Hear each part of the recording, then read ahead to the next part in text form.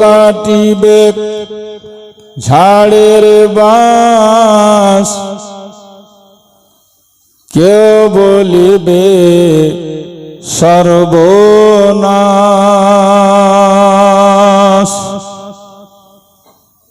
কেউ বা আবার করবে গরম পানি মা জননী, যেদিন তোমায় ছেড়ে যাব আমি। সকলে বলুন সুবহানাল্লাহ। আমাদের জীবন কখন যে কার জীবনের প্রদীপ নিভিয়ে যাবে বলা যাবে না। তাই আল্লাহ যেটুকু সুযোগ দিয়েছে এ সময়কে ভালো কাজে ব্যয় করা দরকার। আজ যেমন খুশি হচ্ছি তেমনি সাথে সাথে একটু দুঃখও লাগছে, কারণ কাহলাবস্তি গ্রামটা আমি বহুদিন ধরে জানি, আর আমি হুজুর তাজুল আউলিয়ার হাতে স্টুডেন্ট লাইফে এই কাহলাবস্তিতে ডিলার সাহেবের বাড়িতে এসে মুরিদ হয়েছিলাম। তো ছোট্ট থেকে কাহলাবস্তিটা জানি। কাহলাবস্তি খুব বড় একটা গ্রাম, তবে সেই হিসাবে আজকে একজন আওলাদে গৌসে আজমের পদার্পণ আপনাদের গ্রামে। ওয়াদা মোতাবিক উনি এসছেন, আর আজকের তারিখে উনি আসবেন এই খবরটা হয়তো গ্রামে আগে থেকে সবাই জানেন। তারপরেও জানি না কেন, হয়তো বৃষ্টি হয়েছে এই জন্য নাকি লোক ভয়ে বাড়ি থেকে বের হয়নি, এরকম ব্যাপার। বৃষ্টি হওয়াটা কিন্তু ভালো লক্ষণ। বৃষ্টি হওয়া এটা মনে করবেন যে আল্লাহ খুব খুশি আছে আজকে। কারণ হযরতে মূসা আলাইহিস সালাম, যিনি আল্লাহর সঙ্গে ডাইরেক্ট কথা বলতেন, তিনি আল্লাহকে প্রশ্ন করেছিলেন, জিজ্ঞেস করেছিলেন যে আল্লাহ তুমি খুশি হলে কি করো? তো আল্লাহ বলছে যে আমি খুশি হলে পানি বর্ষাই, বৃষ্টিপাত হয়। নিশ্চয় আল্লাহ খুশি আছে আপনাদের উপরে। আজকে বৃষ্টি হয়েছে। আবার মূসা আলাইহিস সালাম জিজ্ঞেস করলেন, আল্লাহ তার চাইতে বেশি খুশি হলে তুমি কি করো? তা আল্লাহ বলছে তখন আমি কোনো বাড়িতে কুটুম পাঠাই, মেহমান পাঠাই, যার উপরে আমি খুশি হই তার বাড়িতে কি করি? কি করে আল্লাহ বলেন? কি করে? মেহমান পাঠায়। আজকে আপনাদের এখানে জলসা হবে তো নিশ্চয় কিছু বাড়িতে কিছু তো কুটুম এসেছে নাকি? না আপনারা কাউকে জানাননি ভয়ে? 3 নম্বরে মূসা আলাইহিস সালাম জিজ্ঞেস করছেন যে আল্লাহ তুমি অতিরিক্ত খুশি হলে কি করো? আল্লাহ বলছে যখন আমি কাউরির উপরে অতিরিক্ত খুশি হই তখন সেই বাড়িতে একটা বেটি ছেলের জন্ম হয়, বেটি পাঠায়। এক আল্লাহ খুশি হলে কি করে? পানি বর্ষায়। 2 আল্লাহ খুশি হলে কি করে? যার উপরে খুশি হয় তার বাড়িতে কুটুম পাঠায়। আর 3 আল্লাহ যার উপরে খুশি হয় তার বাড়িতে একটা বেটির জন্ম হয়।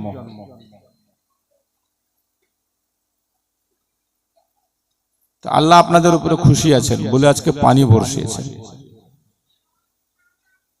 আপনাদেরও খুশি হওয়া দরকার ছিল। এত বড় গ্রাম কাহলাবস্তি আর লোক সংখ্যা এই, তো একটু দুঃখ হচ্ছে। তবে একটা জিনিস জেনে রাখবেন, এরকম মাহফিলে বসা আবার সবার ভাগ্যে জুটে না। কারণ মাহফিলে নবীকে বলা হয়েছে রওজাতুম মিন রিয়াজিল জান্নাহ, এটা জান্নাতের একটা বাগান, বাগিচা। এখানে সবাই বসতে পারবে না। আল্লাহ যাকে চাইবে, নবীর যাদের উপরে ভালোবাসা হবে, তারাই বসতে পারবে এরকম সভাতে। আল্লাহ যাদেরকে বসিয়েছেন আপনারা বড় ভাগ্যবান।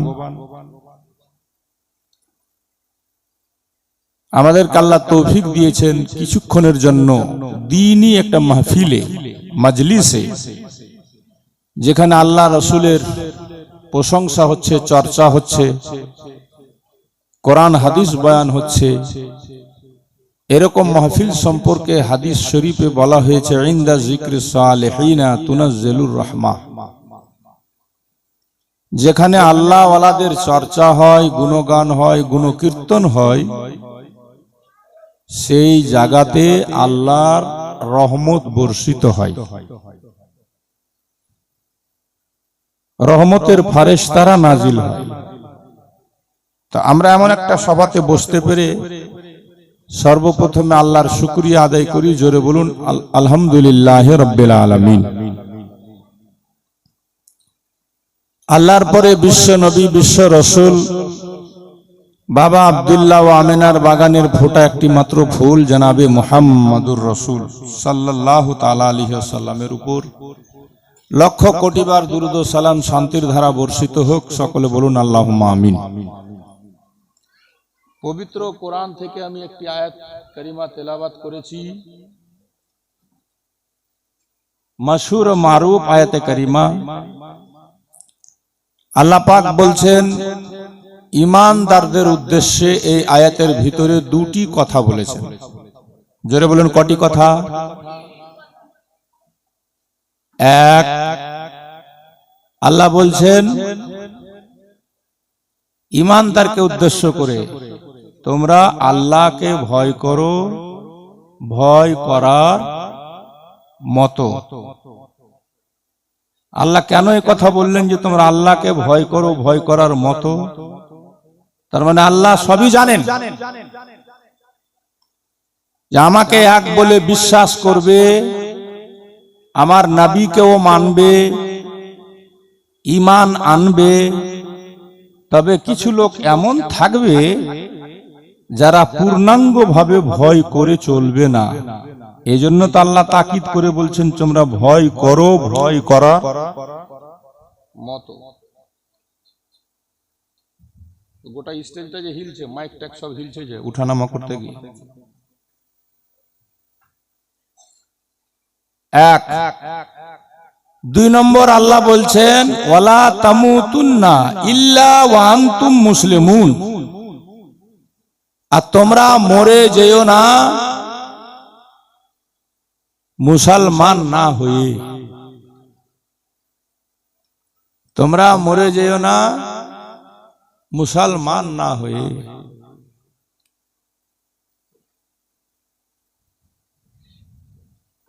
হযরতে কেরামি দ্বিতীয় জায়গায় কোরআন পাকে আল্লাহ বলেছেন, ইয়া আইয়ুহাল্লাযীনা আমানুত্তাকুল্লাহা ওয়া কুনু মাস সাদিকিন। হে ঈমানদারগণ, তোমরা আল্লাহকে ভয় করো এবং সত্যবাদীর সাথী হয়ে যাও।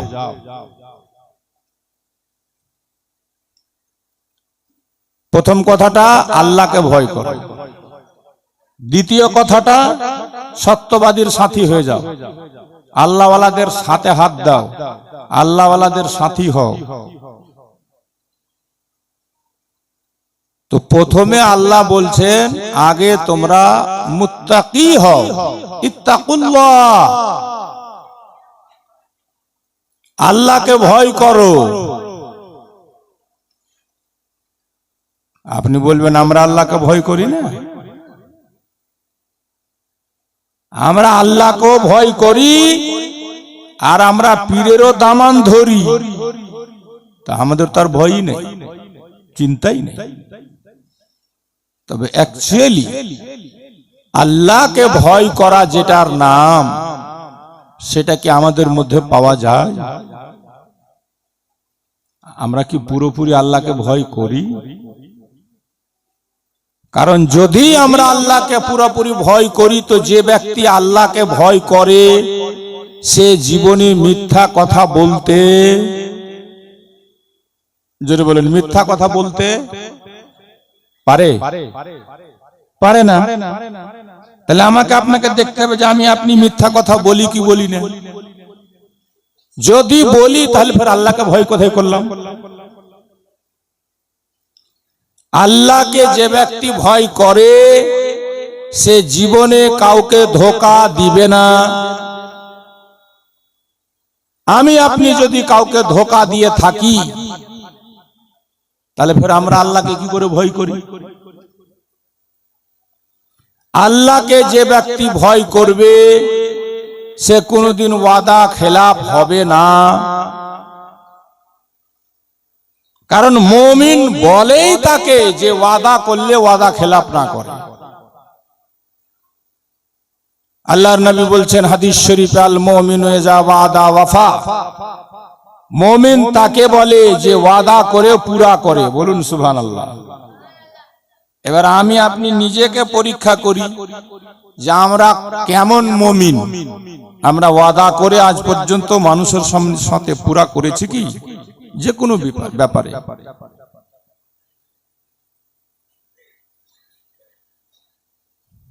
আমি তো দেখছি বর্তমান পরিস্থিতি এত শোচনীয়, কারণ জালসা জীবনীর ফাঁকে ফাঁকে ফের মানুষের একটা সেবা করি আমি মেহেরাপুর স্ট্যান্ডে। আপনারা অনেকেই জানেন আমার একটা আয়ুর্বেদিক ওষুধের দোকান আছে আলহামদুলিল্লাহ। আর আল্লাহর রহমতে আমাদের মালদারি এক ছেলে 92টা অসুখের ওষুধ তৈরি করে উনি আমাকে দিয়েছেন। তো মারাত্মক মারাত্মক অসুখ ভালো হচ্ছে, প্যারালাইসিস ভালো হচ্ছে, শ্বাসকষ্ট কোথাও ভালো হয় না ওখানে ভালো হচ্ছে। এইভাবে আপনার থাইরয়েড থেকে শুরু করে প্রেসার থেকে শুরু করে সমস্ত কিছু ভালো হচ্ছে। তো আমি দেখলাম আমার এখানে শিলিগুড়ি থেকেও লোক আসে, বালুরঘাট থেকে লোক আসে, ঝাড়খণ্ড থেকে লোক আসে, মুসলমানও আসে, হিন্দু আসে। তো তুলনামূলক ভাবে কোনো কারণে ওষুধ নিয়ে হয়তো কিছু পয়সা নেই, তো হিন্দুরা বললো দাদা অমুক তারিখে দিয়ে দেবো, আপনি যদি আমাকে বিশ্বাস করে দেন। তো দিয়ে দিলাম। ওরা দেখছি ঠিক যে হিসেবে ওয়াদা করে নিয়ে যায় সেই হিসেবে দিয়ে দেয়। কিন্তু যতটি মুসলমানকে আজ পর্যন্ত আমি দিয়েছি একটাও পালন করে। আমি তো বিশ্বাস করে দিলাম এটা আমার মুসলমান ভাই। আর নেওয়ার সময় আরে বাপরে আপনি আমাকে চিনেন না, আমার দু কথা হতেই পারে না, আমি এই আমি ওই আমি সেই আমি ফালনা, আরে বাপরে দোহাই। আর দিয়ে দিয়ে তারপরে ফোন করেন, তার ফোন ধরেন। তাহলে কোথায় আপনার ঈমান? নবী বলছেন আল মুমিনু ইযা ওয়াদা ওয়াফা। मोमिन वो है जो वादा करके पूरा करे। जान चले गलो मोमिन वादा वफा करबेई, खिलाफ करबे ना। আমার নবীর জিন্দেগিতে 63 বছর জিন্দেগিকে আপনি দেখেন, নবী পাক জীবনে মুখ দ্বারা কাউকে দুঃখ দেননি, হাত দ্বারা কাউকে আঘাত করেননি, কাউরির সাথে আমার নবী জীবনে কোনোদিনও ওয়াদা খেলাফ করেন। আমরা সেই নবীর উম্মত গো। আজকে তো অ্যাকচুয়ালি মুমিন যাকে বলা হয় খুঁজেই পাওয়া যায় না।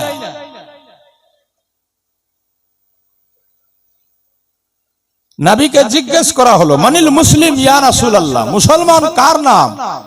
আল্লাহ বলছেন মুসলমান না হয়ে তোমরা মরো না।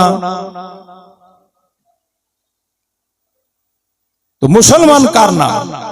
তো সহিহ হাদিসে নবী বলছেন আল মুসলিমু মান সালিম আল মুসলিমুনা মিন লিসানিহি ওয়া ইয়াদিহি। আল হাদিস, মুসলমান তার নাম যার জুবান দ্বারা হাত দ্বারা অন্য কোন মুসলমান কষ্ট না পায় তাকে বলা হয় মুসলমান। বলুন সুবহানাল্লাহ। তাহলে এবার আমরা নিজেরা পরীক্ষা করি নিজের, যে আমি মুখ দ্বারা কাউকে আঘাত দিয়েছি কিনা, হাত দ্বারা কাউকে আঘাত করেছি কিনা। যদি আমি আপনি করে থাকি তা আমি আপনি ফের কোন মুসলমান?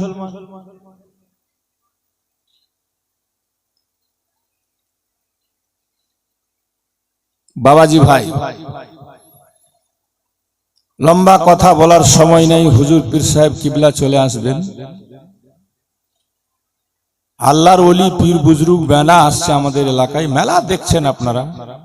আর এটা ভাগ্যের ব্যাপার, নসিবের ব্যাপার। কে কার হাতের হাত রেখেছেন, কে কার কাছে বায়াত হয়েছেন, কে কার কাছে মুরিদ হবেন, এটা কিসমতের ব্যাপার, এটা আপনা আপনা কপালের ব্যাপার, এটা নসিবের ব্যাপার। কেউ জোর করে কাউরির কাছে মুরিদ হতে হয় না, মুরিদ করতে পারে না, মুরিদ হওয়া যায় না। আল্লাহর ওলি মেলা দেখেছেন, মেলা দেখবেন। তবে আজ যে আওলাদে গৌসে আজম আপনার গ্রামে পা রেখেছেন, আজকে নতুন না, ওনার আব্বা আসতেন, উনি দীর্ঘদিন ধরে আসছেন। কতটুকু আপনারা বুঝতে পারলেন, কতটুকু চিনলেন আমি জানি না। আমি 30 বছর ধরে উনার সোহবতে থেকে যা দেখলাম, আজ পর্যন্ত উনাকে সুন্নাতের বরখেলাপ খেতে দেখিনি, উঠতে দেখিনি, শুইতে দেখিনি, চলতে দেখিনি, বলতে দেখিনি, কাপড় পরতে দেখিনি, জুতা পরতে দেখিনি, সুন্নাতের বরখেলাপ করতে দেখিনি। আমি 30 বছর ধরে আমি ফলো করছি ওনাকে। কম বড় কথা নয়। পা থেকে মোজা খুলতে গিয়ে একদিন আমি ডান পায়ে হাত লাগিয়ে দিয়েছি। উনি বলছেন বেটা গলত, পহলা বায়া খোলা যাতা है तब दाहिना। পড়ার সময় ডানটা খুলতে হয় আগে বাম পা, পায়জামা পড়েন আগে ডান পা, খুলেন আগে বাম পা, জুতা পড়েন আগে ডান পা, খোলার সময় আগে বাম পা। এতগুলা শিক্ষা ওনার কাছ থেকে পাওয়া যায়। জুনেদ বগদাদির নাম শুনেছেন? জুনেদ বগদাদি গৌসে পাকের 200 বছর আগে দুনিয়াতে এসেছিলেন তিনি। জুনেদ বগদাদি তার নাম। বিশাল বড় আল্লাহর ওলি, যার কথা শুনে হবেন যে পানিতে উনি মুসাল্লা বিছিয়ে নামাজ পড়তেন, আর মুসাল্লা বিছিয়ে পার হয়ে যেতেন। সেই জুনেদ বগদাদির বহু কারামত শুনে একটা লোক গেল মুরিদ হতে। মানে আজকালকার লোক তো ফের বানিয়া বানিয়া ও কারামত বয়ান করছে। জুনেদ বগদাদি বিখ্যাত আল্লাহর ওলি, জগৎ বিখ্যাত। একটা লোক মুরিদ হতে গিয়ে 12 বছর ধরে উনাকে ফলো করছে দরবারে থেকে। এই শোনো তো, 12 বছরের মধ্যে একটাও কারামত দেখতে পেল না, তো মুরিদও হলো না, ফিরে যাচ্ছে। তখন জুনেদ বগদাদি ডেকে বলছেন, বাবা তুমি এসছিলাই বা কেন, আর যাচ্ছই বা কেন, একটু বলে যাবা না? বলছে হুজুর অনেক কারামতের কথা শুনে আপনার এসছিলাম, 12 বছর কাটালাম, একটাও কারামত দেখতে পাইনি, এই জন্য আমি ফিরে যাচ্ছি, মুরিদ হলাম না। জুনেদ বগদাদি ডেকে বলছেন, শোনো, এই 12 বছরের মধ্যে তুমি কোনো দিন আমাকে সুন্নাতের বরখেলাপ বলতে, চলতে, উঠতে, বসতে, খেতে, যেতে, ভাবে, ভঙ্গিতে, আচারে, বিচারে, ব্যবহারে কোন জায়গায় সুন্নাতের বরখেলাপ আমার একটাও কাজ তুমি দেখেছো? বলছে না হুজুর, তা তো দেখিনি। জুনেদ বগদাদি বললেন, একজন আল্লাহর ওলি হওয়ার জন্য সবচাইতে বড় কারামত হচ্ছে সে সুন্নাতে নবীর তাবেদার হওয়া। যারা বলুন সুবহানাল্লাহ। সুন্নাতের বরখেলাপ করনে वाला কেউ আল্লাহর ওলি হতে পারে না। গৌসে আজম বড় পীর সাহেবের জামানায় একটা পীর সাহেবের কথা খুব প্রচার হলো যে এমন একটা আল্লাহর ওলি জঙ্গলে থাকে, কাউরির খাই না, কাউরির কাছে কিছু নেই না, আর শুধু ইবাদত করে, শুধু ইবাদত। তো মানুষ যে ছুটলো তাকে দেখার জন্য, দলে দলে শত শত লোক যায় তার দিওয়ানা হয়ে। তো গৌস পাক বড় পীর আব্দুল কাদের জিলানী বলছেন যে আচ্ছা এরকম ব্যাপার, তো আমিও তাহলে দেখে আসি। তো গৌসে পাক গেলেন দেখতে, তো যে ঝোপড়ার মধ্যে সেই লোকটা থাকতো তখন কিন্তু আর নেই। তো গৌসে পাক ঝোপড়াতে ঢুকে কিছু লক্ষ্য করে তারপরে বের হয়ে বলছেন, যাকে তোমরা ওলি বলে সব দিওয়ানা হয়ে গোটা এলাকা পাগলের মতো মাতোয়ারা হয়ে আছো, সে আল্লাহর ওলি হতেই পারে না। এবার তো মানুষের মাথা খারাপ, বলে হুজুর কেমন কথা বলছেন? লাখ লাখ লোক তার দিওয়ানা, এক ঝলক পাওয়ার জন্য। আর সব সময় সে সিজদাতে আর তসবিহ নিয়ে হাতে, আপনি বলছেন সে আল্লাহর ওলি হতেই পারে না। কারণ তো হিম্মত আছে কেউ গৌসে পাকের সামনে কথা বলবে? গৌস পাক বলছেন, শোনো, যাকে তোমরা আল্লাহর ওলি ভাবো, যাকে তোমরা আল্লাহর ওলি মনে করছো, এই জন্য আমি বলছি সে আল্লাহর ওলি হতে পারে না। যেখানে নামাজ পড়েছে সেইখানে মাটির উপরে যে নিশানগুলা, দাগগুলা হয়ে আছে, সিজদার, হাঁটুর, হাত ফেলার ইত্যাদি সব লক্ষ্য করে আমি দেখলাম, তো নামাজ পড়াতে বহুত গলত আছে। নামাজ পড়েছে ঠিক, দিন রাত ইবাদত করে এটাও ঠিক, তবে সে সুন্নাতে নবীর মোতাবিক সিজদা করেনি। সুন্নাতে নবীর মোতাবিক রুকু সিজদা যে করতে না পারে সে কোনোদিন আল্লাহর ওলি হতে পারে না। নামাজ তো পড়েছে, তবে সুন্নাতে নবী মোতাবিক পড়েনি, যার ফলে সে আল্লাহর ওলি হতেই পারে না। আর এখন তো বিনা নামাজেই বেলা আল্লাহর ওলি হয়ে গেছে, নামাজ না পড়েই বেলে ওলি হয়ে গেছে। কইছে মারফতি হয়ে গেছে পীর সাহেব। গৌসে পাক তাই তো ফের কেউ বেশি বড় মারফতি আছে নাকি?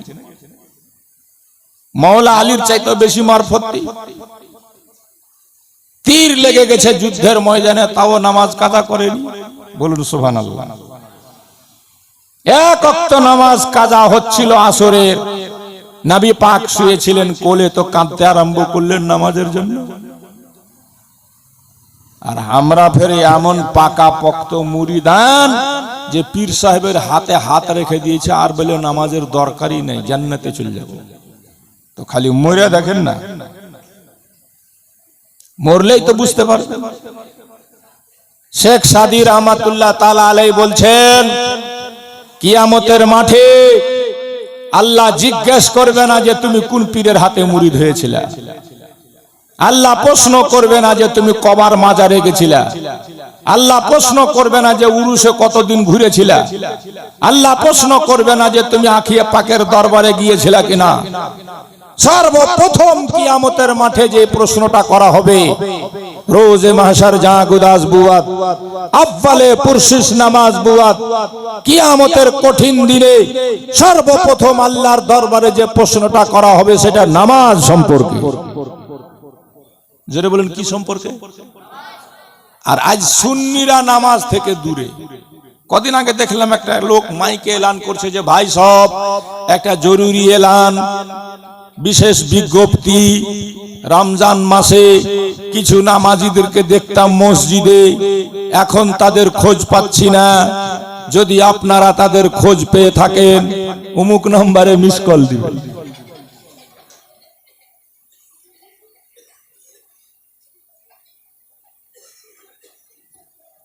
সুন্নি মানে বেনামাজ, যাদের একটা সেজদা কবুল হয় না। ওয়াহাবি, দেওবন্দি, গুস্তাখে রসুল যা দেখেন মসজিদ ফুল। আর যাদের আল্লাহ করবে কবুল এরা নাই।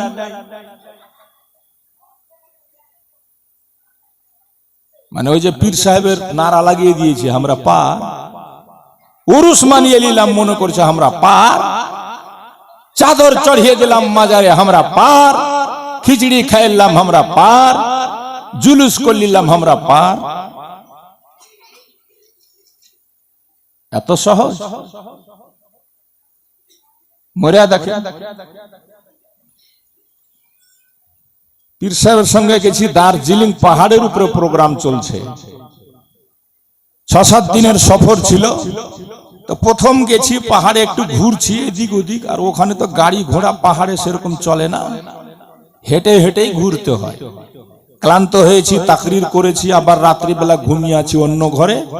হুজুর তো ঘুমান না, জীবনে দেখলাম না। এই যে এখন একটু রেস্ট করছেন বাস, তারপরে ফজরের নামাজ পড়বেন, একটু চাটা খেয়ে তারপরে ঘুমাবেন, এটাই হলো উনাদের অভ্যাস। আমার ঘুম কিন্তু ফজরের টাইমে সেদিন ভাঙেনি। পীর সাহেব জালসা করে এসে ফজরের নামাজ পড়ছেন, বলছেন মৌলানা কিধার है? तो लोग बोलते हुजूर साहब बगल के रूम में सो रहा है। तो बोलते उठा के जल्दी बोलो नमाज पढ़े, वरना तो मेरे साथ रहने का लायक नहीं है, वो घर जाए।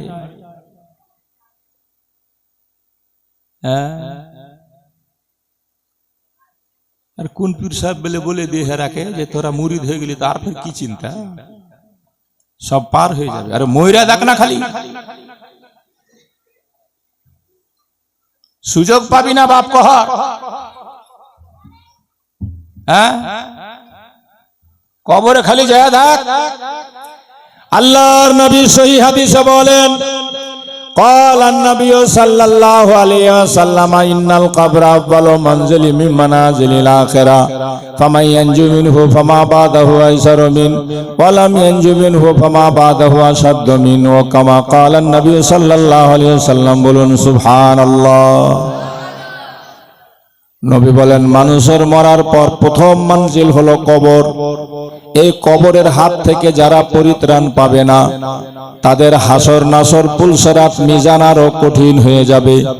আর যারা কবরের হাত থেকে পরিত্রাণ পেয়ে যাবে, তাদের হাসর নাসর মিজান পুলসিরাত সব সহজ হয়ে যাবে। তো কবর থেকে বাঁচার জন্য কোনো চিন্তাধারা করলে না, খালি মুরিদ হয়েছেন ওই জন্য পার হয়ে যাবে। যা পারেন তাই করেন দুনিয়াতে।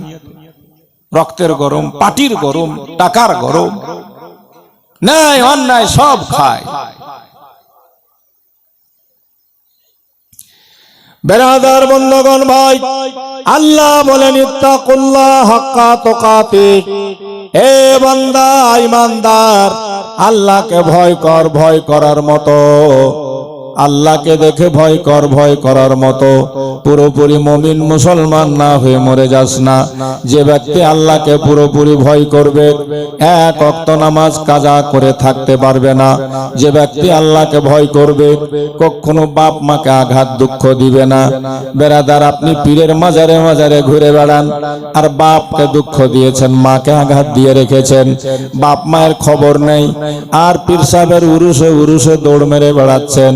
মরার পরে আপনাকে জাহান্নাম থেকে কেউ বাঁচাতে পারবে না।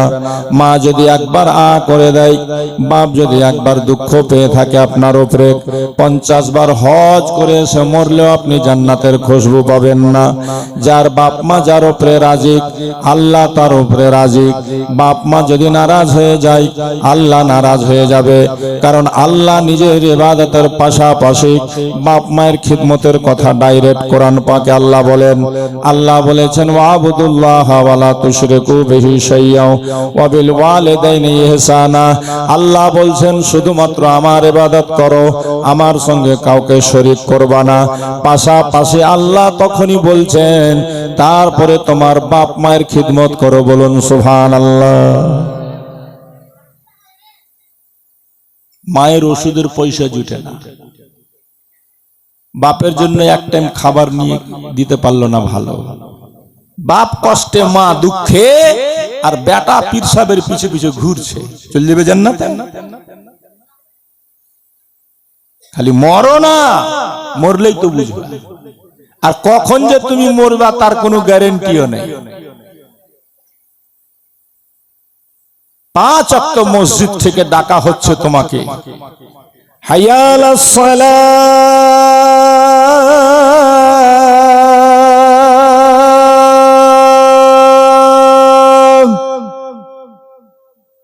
এসো নামাজের দিকে, এসো নামাজের দিকে। তোমার গায়ে লাগা না তো মরেই দেখো।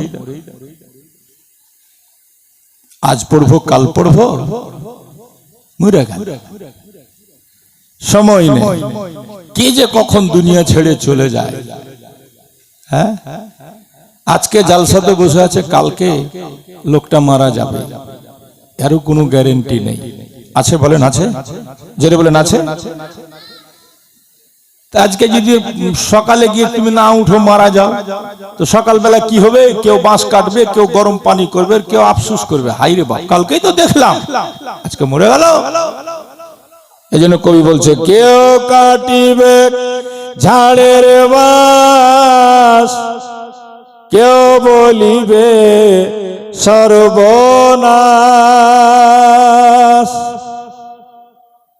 কেউ বা আবার করবে গরম পানি মা জননী, যেদিন তোমায় ছেড়ে যাব আমি। জোরে বলুন সুবহানাল্লাহ। যেদিন তোমায় ছেড়ে যাব আমি মা জননী, যেদিন তোমায় ছেড়ে যাব আমি, যেদিন আমি থাকব না, মা বলে আর ডাকব না, আমার জন্য দোয়া করো মা গো তুমি। জোরে সুবহানাল্লাহ। যেদিন আমি থাকব না, মা বলে আর ডাকব না, আমার জন্য দোয়া করো মা গো তুমি। মা গো তোমার দুধের ঋণ শোধ হবে না কোনো দিন, মা গো তোমার দুধের ঋণ শোধ হবে না কোনো দিন, পারলে দিও আল্লাহ নবীর বাণী মা জননী, যেদিন তোমায় ছেড়ে যাব আমি, যেদিন তোমায় ছেড়ে যাব আমি মা জননী, যেদিন তোমায় ছেড়ে যাব আমি, নিজ হাতে দিও গোসল, ফেলিও না চোখের জল, আমি ছিলাম মা গো তোমার চোখের মনি। জোরে বলুন সুবহানাল্লাহ। নিজ হাতে দিও গোসল, ফেলিও না চোখের জল, আমি ছিলাম মা গো তোমার চোখের মনি, তোমার কোল খালি করে নিবে আমায় কবরে, তোমার কোল খালি করে নিবে আমায় কবরে, পারলে দিও আল্লাহ নবীর বাণী মা জননী, যেদিন তোমায় ছেড়ে যাব আমি রে। বদমাশের দল সব। কেউ কাটিবে ঝাড়ের বাঁশ, কেউ বলিবে সর্বনাশ, কেউ বা আবার করবে গরম পানি মা জননী, যেদিন তোমায় ছেড়ে যাব আমি। আল্লাহুম্মা।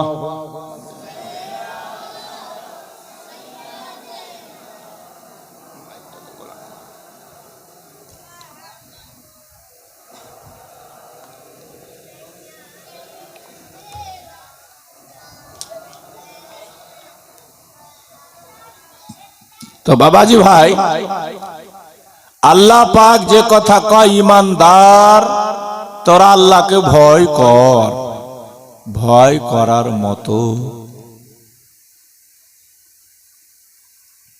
টুপিওয়ালা মেলায় আছে, দাড়িওয়ালা মেলায় আছে, মুলবিও মেলায় আছে, জুব্বা পাগড়ি মেলায় আছে, কিন্তু সত্যিকারী কে যে আল্লাহকে ভয় করে আল্লাহই ভালো জানে। কারণ যে ব্যক্তি আল্লাহকে ভয় করবে সে হারাম দানা খাবে না, যে ব্যক্তি আল্লাহকে ভয় করবে সে অন্যায় কাজে যাবে না, যে ব্যক্তি আল্লাহকে ভয় করবে সে মসজিদ মাদ্রাসার পয়সা হজম করবে না, যে ব্যক্তি আল্লাহকে ভয় করবে সমাজের পয়সা মেরে খাবে না, যে ব্যক্তি আল্লাহকে ভয় করবে কাউরির মেরে খাবে না, যে ব্যক্তি আল্লাহকে ভয় করবে সে নামাজ ছেড়ে থাকবে না, যে ব্যক্তি আল্লাহকে ভয় করবে সে রমজান মাসের রোজা ছাড়বে না, যে ব্যক্তি আল্লাহকে ভয় করবে সে যাকাত দিতে ভুলবে না। আমি যদি বলি কাহলা বস্তিতে কটা লোক সঠিকভাবে যাকাত দিয়েছেন হাত উঠিয়ে দেখান, তাহলে হজ তো মেলে কেউ করলিছে।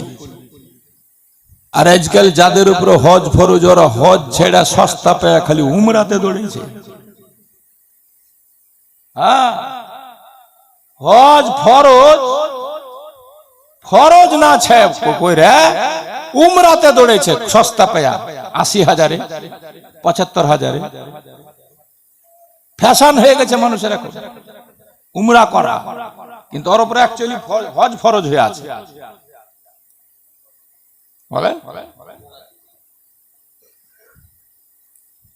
হজ ফরজ হলে আপনাকে হজ না আদায় করতে হবে আগে, তারপরে আল্লাহ তৌফিক দিলে ১০০০ বার, পারলে ১০০০ বার আপনি উমরা করেন, কিন্তু আপনার তো ফরজ হয়ে আছে হজ।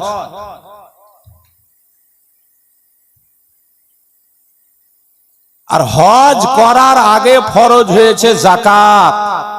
কি ফরজ হয়েছে যেটা বলেন কি? আর ৮০% কি ৯০% লোক যাকাত দেয় না। কথাটা ঠিক বলছি না ভুল? আমার নবীর জাহিরি হায়াত থেকে বিদায় নেওয়ার পর কিছু লোক যাকাতকে ইনকার করেছিল। আবু বকর সিদ্দিক তাদের সঙ্গে জিহাদ ঘোষণা করে দিয়েছিল যে নবীর জামানাতে যারা একটা উটের রশি যাকাত দিয়েছে আজকে যদি ইনকার করে তা আমি তাদের সঙ্গে জিহাদ ঘোষণা করছি। আল্লাহর রহমতে ৩০ বছর হয়ে গেল আমার জালসা জীবনী করা, পশ্চিম বাংলার কোনো কোনা বাদ নেই, ঝাড়খণ্ড, বিহার, এমনকি বাংলাদেশও গেছি ৩ বার।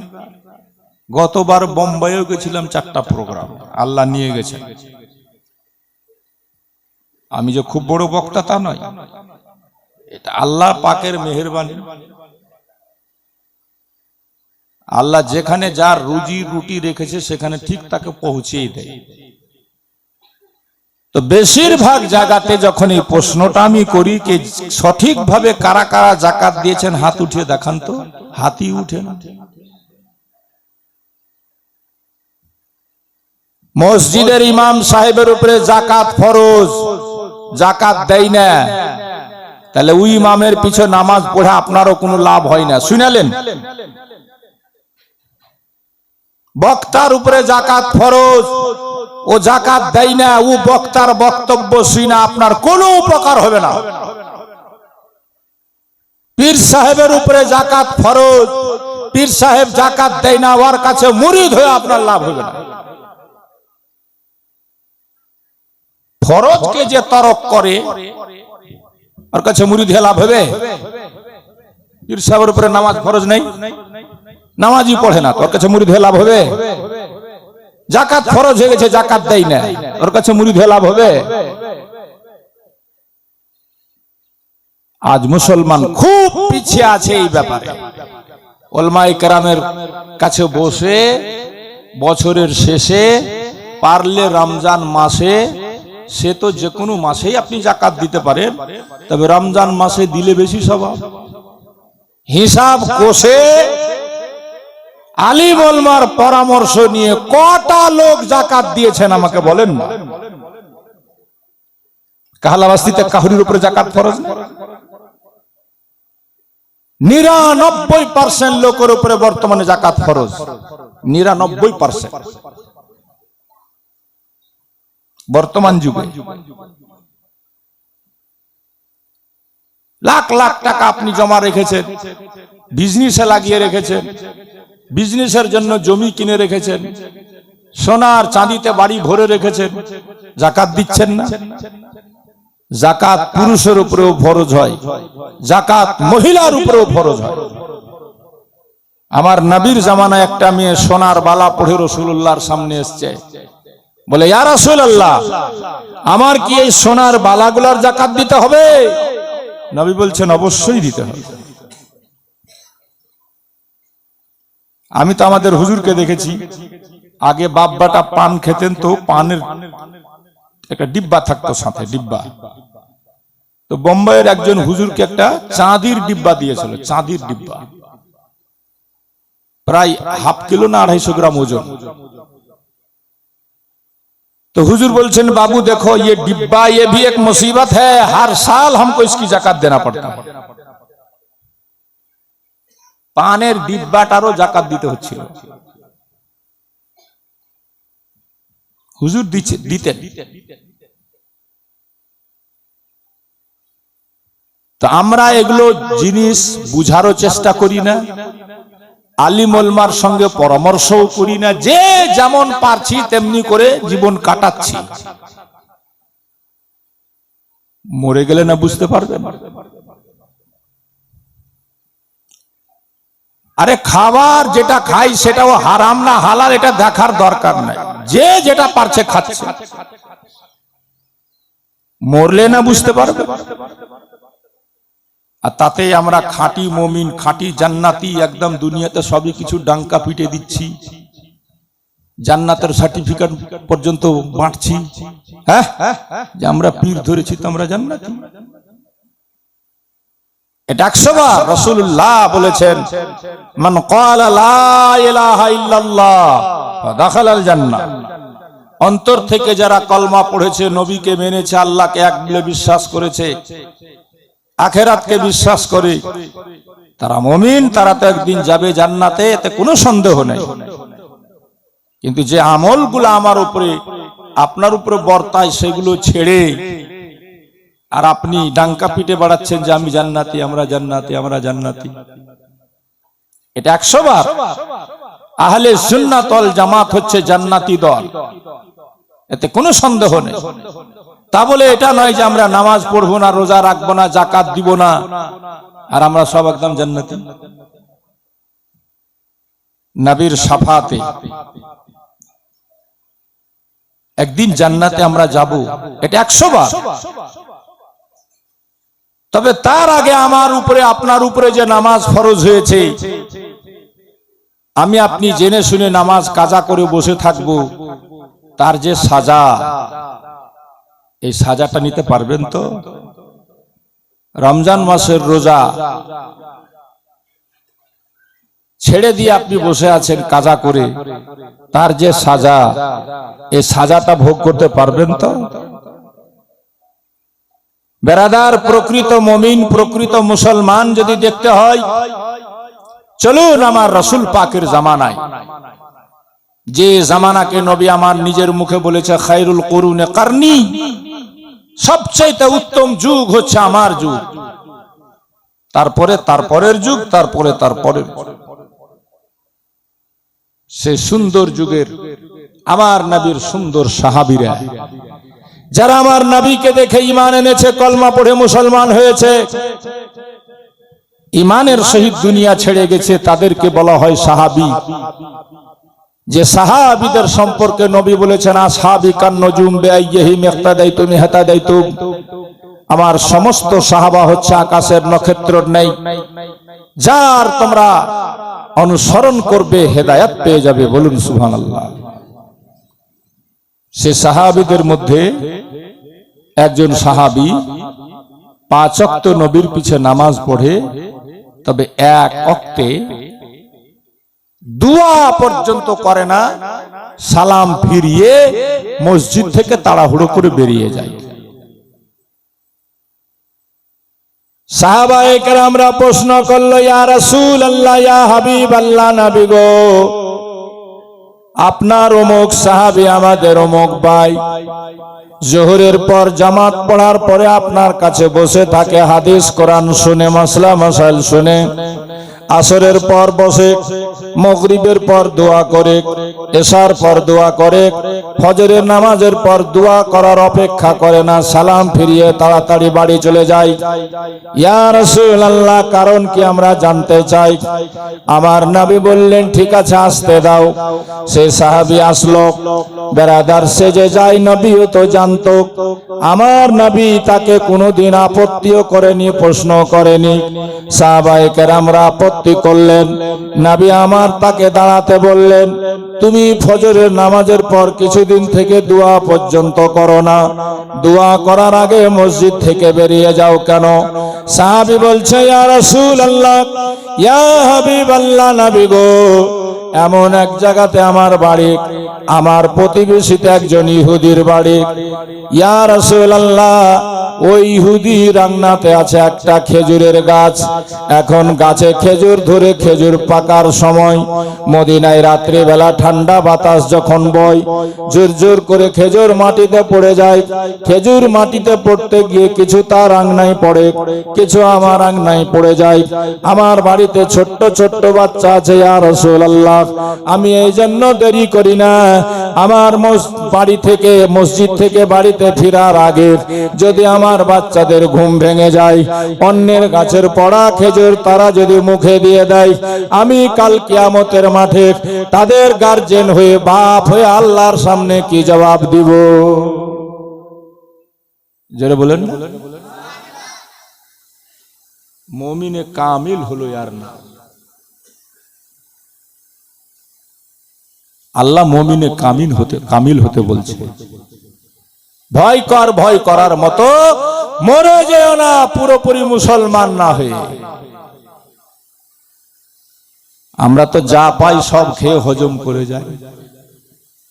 বেরাদার বন্ধুগণ ভাইরা, মুমিনে কামিল যদি দেখতে হয়, আসুন আমরা যে ইমামের মান্যওয়ালা, যার মাসলাক অনুপাতে আমরা চলি, এই জন্য নিজেকে হানাফি বলি।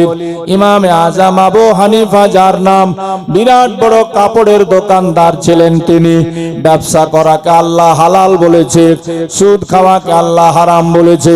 আল্লাহ কোরআন পাকে বলেন, ওয়া হাল্লাল্লাহুল বাইয়া ওয়া হারামার রিবা, আল্লাহ বিজনেস ব্যবসাকে হালাল করেছে, সুদ খাওয়াকে আল্লাহ হারাম করেছে। আজ বেশিরভাগ মুসলমানের মধ্যে আপনি দেখবেন, পয়সাওয়ালা হচ্ছে সুদের পয়সাতে, পয়সাওয়ালা হচ্ছে হারামের পয়সাতে। মেহেরাপুরে আমার যেখানে চেম্বার, তার সামনে আছে একটা দোকানদার, যে দোকানদার সারা দিন হারাম জিনিস বিক্রি করে। খানেওয়ালা সব বেশিরভাগ দেখি মুসলমান। মুসলমান ভাই, জানা দরকার, যে জিনিস শরীয়তে খাওয়া হারাম, তার ব্যবসা বিজনেস করাও হারাম। শুকুরের মাংস খাওয়া হারাম, শুকুরের বিজনেস করাও হারাম। মদ খাওয়া শরীয়তে যেমন হারাম, মদের বিজনেস ব্যবসা করা তেমনি হারাম। গাঁজা খাওয়া হারাম, গাঁজার বিজনেস ব্যবসা করাও তেমনি হারাম। আমার মেহেরাপুর স্ট্যান্ডে মুসলমান দোকানদার, গাঁজার দোকান, আর সব এদিক ওদিক থেকে যুবক ছেলেরা যাচ্ছে, দেখতে পাচ্ছি, বুঝতে পারছি। আমি দোকানে বসে থাকি, তো আমার দোকানের সামনেই দোকানটা, নামের পানের ঘুমটি, সারা দিন বিক্রি হচ্ছে গাঁজা। একদিন তো আমার দোকানে পৌঁছে গেছে একটা ছেলে মোটরসাইকেল, আর খালি এদিক ওদিক করছে, বলছি এগুলো পাওয়া যায় না, এগুলো পাওয়া যায় না, কি খুঁজি তোরা? আর যেমনি বলে মার সারপাট একদম মোটরসাইকেল। মানে ওকে কেউ বলে দিয়েছে যে ওই মেহেরাপুর বাজার থেকে নেমে মিলের রাস্তাতেই দোকানটা আছে, তো আগে ওই ঘুন্টিটা পড়ে তারপরে আমার ওষুধের দোকান, তো আমার দোকানে চলে এসেছে। আর সব যুবক ছেলে, অবাক হলাম, রমজান মাসে পর্যন্ত মুসলমানের ছেলেরা এসে ওই গাঁজার সিগারেট কিনছে আর টানছে লুকিয়ে লুকিয়ে। আফসোস, সন্ধ্যাবেলা ওটা রাস্তাতে যাবেন, বাগানে চৌধুরীদের বাগানের রাস্তাতে, চৌধুরী পাড়ার রাস্তায় দেখবেন সব লাইন ধরে বসে আছে। কাকে কি বলবে? যদি বাধা দিতে যায় তো উল্টা আমারই হয়তো ক্ষতি করে বসতে হবে। হয়েছে এমন পরিস্থিতি। কিন্তু কাকে বাধা দিবেন? যে বিক্রি করছে সেও মুসলমান, যে খাচ্ছে সেও মুসলমান। ইমাম আজম আবু হানিফা কাপড়ের বিজনেসম্যান ছিলেন। দেখুন, তেজারত করা নবীরা করেছেন, সাহাবীরা করেছেন, ইমামগণ করেছেন। ব্যবসা বলো হালাল জিনিস, ব্যবসা করা। আমরা মনে করছি ছেলেপুলেকে যেমনি করে হোক কোন রকম মানে নকল ফকল করিয়া পড়িয়া পাস করিয়া আর ঘুষ টুস দিয়া খালি চাকরি লিয়া দিতে পারলে কাজ হয়ে যায়। আর চাকরিওয়ালাকে ফের বড় বড় লোকরা বেটিও দিছে, বহু পয়সাও দিছে, যার ফলে ঘুষ ফুস দিয়ে চাকরি করার ফলে কিছুদিন আগে শুনলাম যে 26,000 চাকরি ক্যান্সেল হয়ে গেছে। মানে সব ঘুষ দিয়ে চাকরি। ওর মধ্যে পাস করাও কিছু আছে, তো পাশের বাড়িতে আগুন লাগলে আপনিও পুড়বেন, ওরকম হয়েছে ব্যাপারটা। তো চাকরি নিয়ে খুব ব্যস্ত বর্তমান যুগে মানুষ। একটা বেটি যেমন তেমন ঘর বিয়ে দিবে তো চাকরিওয়ালা জামাই খুঁজছে। যদিও বলা হয়েছে যে বিজনেস, ব্যবসা করা এমন হালাল পদ্ধতিতে যদি আপনি ব্যবসা করেন, আপনার কিসমতের 70% রোজি আল্লাহ রেখেছে বিজনেসের মধ্যে। বলুন সুবহানাল্লাহ। বিজনেসে মানুষ যত তাড়াতাড়ি ডেভেলপ করতে পারে তত তাড়াতাড়ি চাকরিতেও পারে না। কিন্তু হালাল ভাবে বিজনেস করবেন তবে না। আপনি হালাল বিজনেসকে হারাম করে দিচ্ছেন। মানে বর্তমানে কাস্টমার যেমন 2 নম্বর, দোকানদারও হয়ে গেছে তেমনি 2 নম্বর। শরীয়তের মাসলা আছে, একটা জিনিস যদি আপনি নগদে 5 টাকাতে বিক্রি করছেন, সেই জিনিসটা যদি বাকিতে বিক্রি হয় তো আপনি 15 টাকাতে বিক্রি করতে পারেন, জায়েজ আছে, তবে মিথ্যা কথা বলে নয়। আজকাল যে গ্রামে শাড়ি বিক্রি করতে আসে, সস্তা শাড়ি পাই, মেয়েরা দোকানে গিয়ে বলছে হ্যাঁ এগুলা শাড়ি তো গ্রামে 150 টাকাতে বিক্রি হয়। এবার দোকানদার বলছে যে 300 টাকাতে তো আমার কিনাই নেই, যদি 150 টাকা কেমনি করে কইছো? দেখা গেল ওই শাড়িটা আবার কিনা 200 টাকাতে, তো বলছে যে 300 টাকাতে আমার কিনা নাই। এই যে মিথ্যা কথা বলা, একটা পবিত্র জিনিসকে মিথ্যা বলে আপনি হারাম করছেন। যদি পবিত্র ভাবে সঠিক ভাবে বিজনেস করা হয় তো সেই ব্যবসা হালাল ব্যবসা এবং প্রচুর তার মধ্যে বরকত আছে। আল্লাহ কিসমতের বেশিরভাগ রুজি রেখেছে ব্যবসার মধ্যে। বলুন সুবহানাল্লাহ। হালাল বিজনেসের মধ্যে। তো ব্যবসা করতেন বুজুর্গানে দিন। কাপড়ের দোকানদার ছিলেন ইমামে আজম আবু হানিফা রাহমাতুল্লাহি তাআলা আলাইহি। কর্মচারী দিয়ে দোকান চালাতেন। বলে দিয়েছেন কাউকে কোনোদিন মিথ্যা বলে আমার দোকানে কাপড় বিক্রি করবে না, কাউকে কোনোদিন ধোকা দিয়ে কাপড় বিক্রি করবে না। একবার বিদেশ থেকে একটা কাপড়ের ব্যান্ডিলে ভিতরে কিছুটা গদি পচা কাপড় বেরিয়ে গেল। কর্মচারীরা হুজুরকে বলল, হুজুর বললেন দেখো যে পাইকারি দরে যারা কিনতে আসে তাদেরকে গোলমালে ভুল করেও এটা বিক্রি করবা না, ভিতরের অংশটা দেখিয়ে দিবা, তাদের পছন্দ হলে নেবে, যে হিসাবে দাম বলবে সেই হিসাবে বিক্রি করবা। ইমাম আজম এভাবে তাকিদ করেছেন। এবার কর্মচারীরা গোলমালে করেছে কি, ভালো কাপড়ের দামে ওই গদি পচাটাকেও বের করে দিয়েছে। তো ইমাম আজম বেশ কিছুদিন পর দোকানে এসে জিজ্ঞেস করছেন যে আচ্ছা এত নম্বরের একটা ব্যান্ডেল ছিল গদি পচা, সে কাপড়টা তোমরা কাকে দিলে, কি দামে দিলে?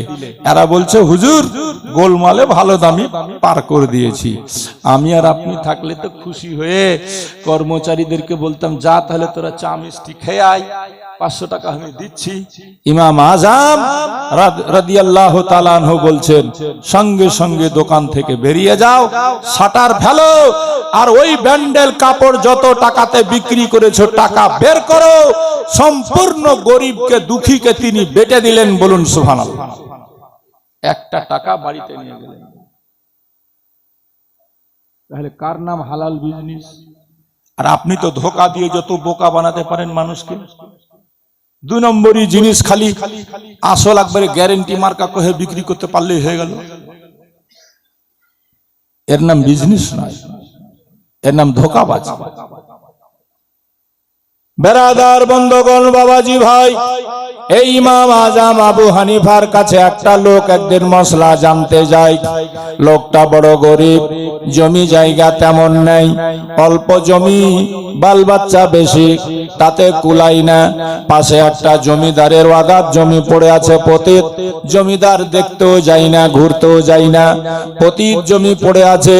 এবার বেচারা ভাবলো, জমিদার তো নিজের জমি দেখতেও আসে না, এমনি পতিত পড়ে থাকে, আমি যদি কিছুটা চাষ করে, চাষাবাদ করে, আলু বেগুন টমেটো লাগাই, আমার ছেলে পুলেদের খাবার হয়ে যাবে।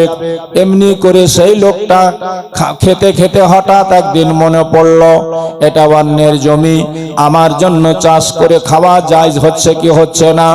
একটু মশলাটা ইমাম আজমকে জানি, যদিও জমিওয়ালার কোনো আপত্তি নাই, সে জানেও না, দেখতেও আসে না, হয়তো দেখলে বাধা দিবে কিনা বলাও যায় না। ইমাম আজমের বাড়িতে গেছে দেখা করতে, ইমাম আজম নেই বাড়িতে। বাড়ির লোকেরা বলল উনি গেছেন পুকুরে চান করতে, গোসল করতে। বলে চিনবো কেমন করে? বলে দেখবে ভিজা কাপড়ে 1 কলসি পানি ভরে যে লোকটা কাঁধে করে বাড়ি ফিরে, ওটাই হচ্ছে ইমামে আজম আবু হানিফা। তুমি হয় গিয়ে রাস্তায় দেখা করতে পারো, আর না হলে বসলে অপেক্ষা করতে পারো। লোকটা না বসে থেকে চলে গেল পুকুরের দিকে মুখ করে। রাস্তায় ইমাম আজমের সঙ্গে আমার দেখা হয়ে যাবে, হালকা একটা মশলা জেনে নিয়ে আমি বাড়ি ফিরে যাব। বেরাদার রাস্তায় দেখা হয়ে গেল, ইমাম আজম আসছেন ভিজা কাপড়ে, কলসি কাঁধে নিয়ে পানি ভরে বাড়ির মেয়ে ছেলেদের জন্য। কারণ তিনাদের মেয়ে ছেলেরা কোনোদিন পুকুরে চান করতে যেত না, আমাদের মা বোনেরা গিয়ে পুকুরে চান করে, নদীতে চান করে, যেটা সরাসরি নাজায়েজ, হারাম। বেরাদার বন্ধুগণ, বাবাজি ভাইয়েরা, বাড়িতে একটা পলিথিন টেঙে দিবেন, তার মধ্যে মাদের বা গোসলের ব্যবস্থা করবেন, বোনদের গোসলের ব্যবস্থা করবেন। কারণ মা বোন যদি বেপরদা হয়, তার ছেলে জন্ম নিবে বেহায়া, বেশরমা। দোস্ত বন্ধুগণ আমার, ইমাম আজম বাড়ির মেয়েদের জন্য কলসি ভরে কাঁধে করে পানি নিয়ে ফিরছেন। রাস্তায় লোকটার সঙ্গে দেখা হলো, লোকটা সালাম জানিয়ে হুজুরকে দাঁড়াতে বলল। হুজুর দাঁড়িয়ে গেল, বলে হুজুর একটু বসলে ভালো হতো, আপনি কলসি কাঁধে নিয়ে আছেন, আমি একটা মশলা জানার জন্য আপনার কাছে এসেছিলাম। ইমাম আজম রাস্তার উপরে বসে গেলেন, রৌদ্র তমতম করছে দোস্ত, গরম বালির উপরে বসে গেছেন, কলসিটা মাটিতে না রেখে হাঁটুর উপরে করে বসলেন। লোকটা বলে হুজুর, এই পাশে জমিতে একটা গাছ দেখা যায়, গাছের নিচে ছায়াতে বসলেই তো পারেন। ইমাম আজম বলছেন, বাবা ওটা অন্যের জমিতে গাছ, তাই যে লোকটার জমিতে গাছ আছে সে লোকটা প্রয়োজনে আমার কাছে 3000 দিরহাম ধার নিয়েছে, এখন পর্যন্ত বেচারা আদায় করতে পারিনি। আমি যদি তার গাছের নিচে বসে আমি ছায়া খাই, হয়তো লোকটা মনে মনে ভাববে হুজুর আমার কাছে টাকা পাবে, এই জন্য আমার গাছের ছায়াতে বসে বুঝি সুদ আদায় করছে, আমি ওর ছায়াতে বসবো না, তোমার যা বলার বলো। লোকটা বলছে হুজুর কলসিটা আপনি হাঁটুর উপর থেকে মাটিতে তো নামিয়ে রাখতে পারেন। ইমাম আজম বললেন, বাবা এটাও তো অন্যের জায়গা, আমি ভিজা কলসি মাটিতে রাখলে আমার কলসির তলাতে একটু মাটি লেগে যাবে, আর সে অন্যের মাটি আমার বাড়িতে চলে যাবে, বলো আমি আল্লাহর কাছে কি জবাব দেব? জোরে বলবেন না? ইমানদার কার? খোদার ভয় কাকে কয়? আর সবই খাবো হারাম হালাল, আর ফের আমাদের মতন টানাটান কি আছে? কইছে মৌলভী সাহেব তোমার মতন নামাজ পড়তে না পারি কিন্তু আমার ঈমান ঠিক আছে। বারে ঈমানদার রে, কইছে নামাজ পড়তে না পারি কিন্তু আমার ঈমান ঠিক আছে। হ্যাঁ, পাক্কা ঈমানদার। নামাজ পড়ে না ফের ঈমানদার। নবী পাক বলছেন যে বেনামাজি তাকে টাকা ধার দিও না, ধার দিতে পর্যন্ত মানা করেছে, কারণ যে আল্লাহকে ভয় করে না সে তোমার টাকা নিয়ে খাবে না, তার কি গ্যারান্টি আছে?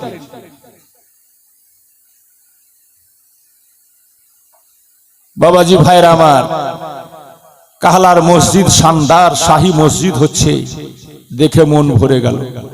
মসজিদের জন্য আপনারা দান করলেন, মন থেকে দোয়া বের হলো।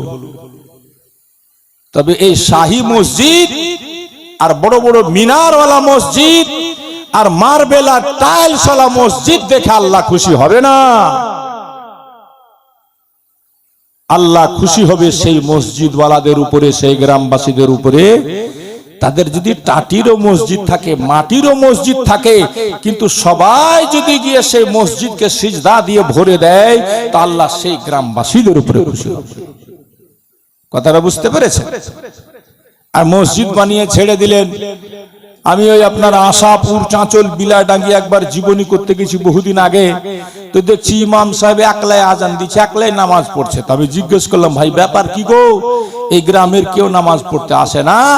তো নিজের ভাষাতে কইছে, হুজুর কি কহমু, এই গ্রামের লোক হামাক কোছে যে ফের আমরা তো বেতনও দিমু, ফের নামাজও পড়মু, তুই একলা একলা নামাজ পড়।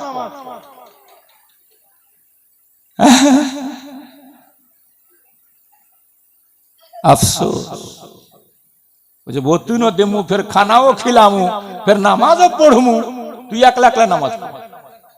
তুমি একলা একলাই পড়িছি, কি করবো? হায় হায় হায় হায়, যাদের নামাজ কবুল হবে তারা আজ মসজিদে নেই, যাদের এক ওয়াক্ত কবুল হবে না তারা দেখেন লাইন দিয়ে নামাজ পড়ছে। আল্লামা ইকবাল বলেছিল, वो एक सजदा जिसे तू गिरा समझता है, हजार सजदे से आदमी को देता है निजात। একদিন তুমি যেটাকে অবহেলা করে ছেড়ে দিয়েছো, আজ নয় কাল পড়বো, সেই সিজদাটাই হয়তো আল্লাহর কাছে কবুল হয়ে তোমাকে হাজার সিজদা থেকে নিজাত দিয়ে দিত। কিন্তু আফসোস মুসলমান। আর আমরা কইছি যে ওই যে একটু আগে মাওলানা সাহেব কইছিল না, আবাবিল ফেরেশতা কেন আসে না মসজিদে আকসা বাঁচাতে? হ্যাঁ, আল্লাহ গজব কেন ফেলে না মোদির উপরে, যোগীর উপরে? আরে তোর উপরে কেন গজব ফেলে না, ওইটা ভাবনা।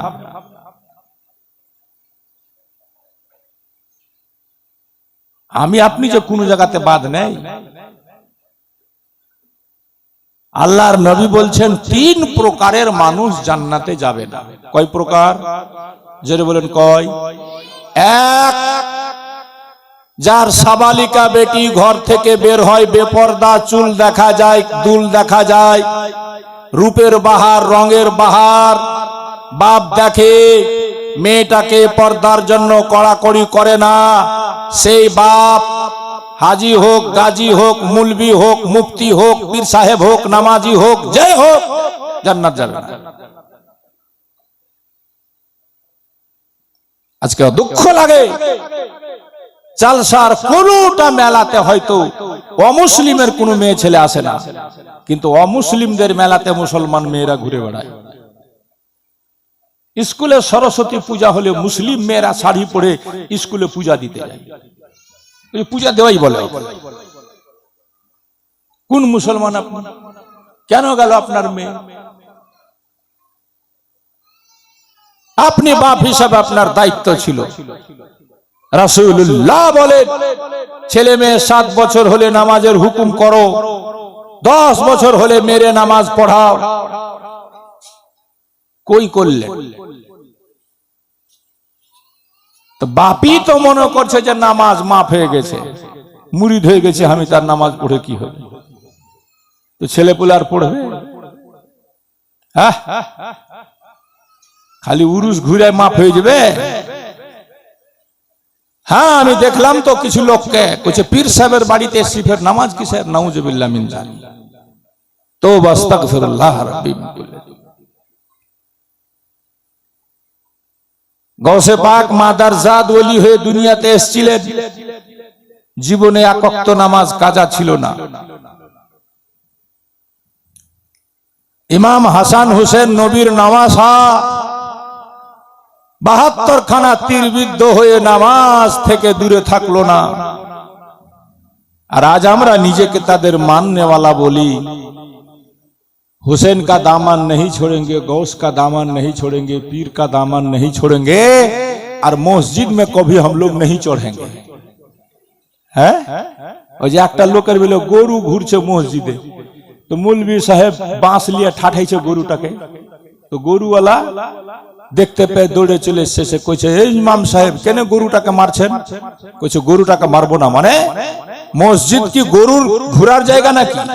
গরু ঢোকার জায়গা? গরু বেঁধে রাখতে পারছো না? তো গরুওয়ালা কইছে হুজুর ওর বুদ্ধি নাই, সে মসজিদে এসে আমাকে কোনোদিন দেখেছিলেন?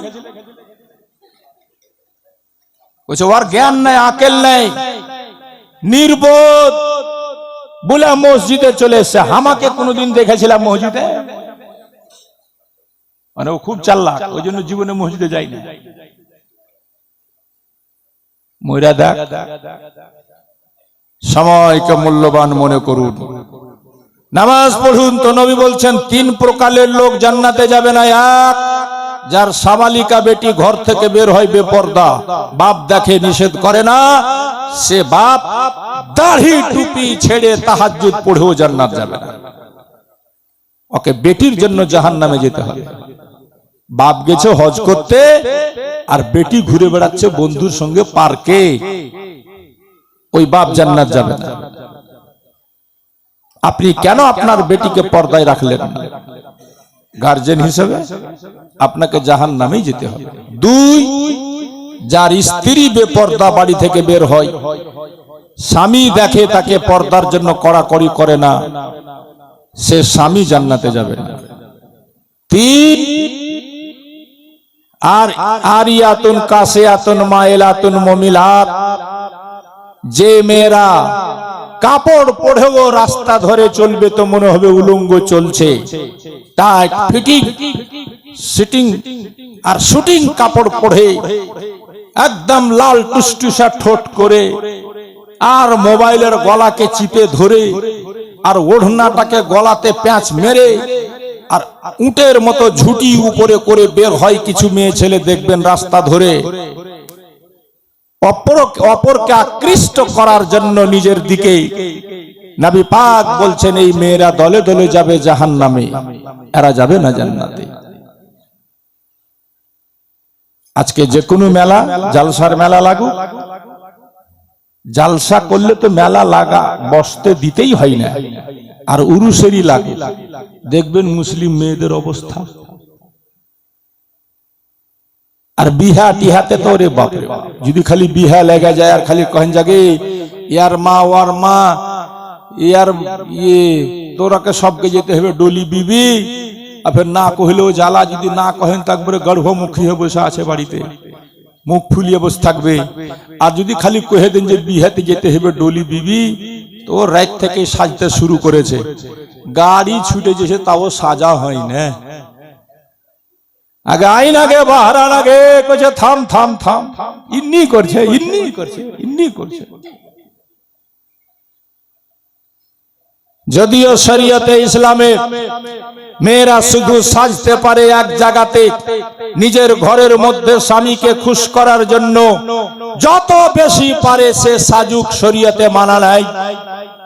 কিন্তু অপর কাউকে দেখানোর জন্য সেজে গুজে যখন মেয়েরা বের হয়, তার উপরে খোদার লানত বর্ষিত হয়। কিন্তু আজ আমাদের সমাজ, আজ আমাদের সোসাইটি, আজ আমাদের পরিবার, আজ আমাদের পরিবেশ কি করে রেখেছি আমরা? তাহলে আমরা কোন দরজার মুসলমান? আল্লাহ পাক বলেন ইয়া আইয়ুহাল্লাযীনা আমানু তাকুল্লাহা হাক্কা তুকাতিহি ওয়া লা তামুতুন্না ইল্লা ওয়া আনতুম মুসলিমুন।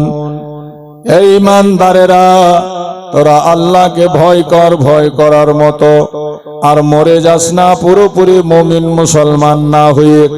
বাবাজি ভাইরা, আসুন একটু পুরোপুরি মুসলমান হতে শিখি। আমরা চলবো শরিয়াত মতে, বলবো শরিয়াত মতে, উঠা বসা হবে শরিয়াত মতে, ভাব ভঙ্গি শরিয়াত মতে, সমাজ গড়বো শরিয়াত মতে। আজান হওয়া মাত্র সবাই যাব মসজিদে, আবাদ করব খোদার ঘর মসজিদকে। আল্লাহ পাক খুশি হবে আমাদের উপরে। রমজান মাসে বসে ইমাম সাহেবের কাছে নিজের হিসাব কষে যাকাতটা বের করব ঠিকভাবে।